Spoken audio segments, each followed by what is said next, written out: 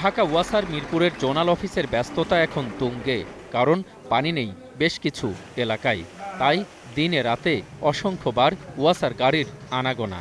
নতুন দিন আসছেন, নাম জুলফিকার আলী ভুট্টো।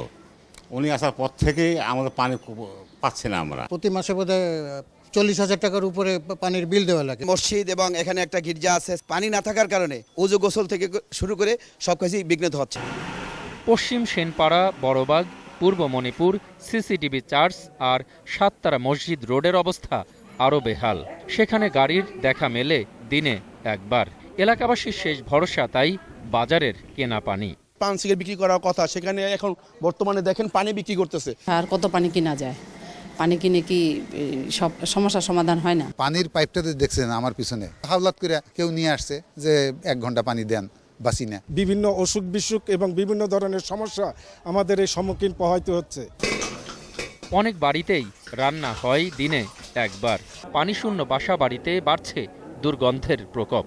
এই অবস্থায় জীবনের রুটিন বদলেছে অনেকেরই। প্রায় 7-8 মাস যাবত মানে কি বলবো, একটা অমানবিক পরিস্থিতির মধ্যে আমরা এলাকাবাসীরা পড়ে আছি। সারা মরুভূমি হয়ে আছে। ঘরে ঢুকেই তার কথা হলো, মা পানি আছে কিনা। মানে পানি নাই, মানে পানি আসা মানে একটা আমাদের জন্য একটা বড় মহৎ একটা কিছু একটা হয়ে দাঁড়িয়েছে। বাসায় হয়তো আমরা থাকবো না, আমাদের নিজস্ব বাসা ভাড়া দিয়ে আমরা হয়তো ভাড়া বাসায় চলে যাব।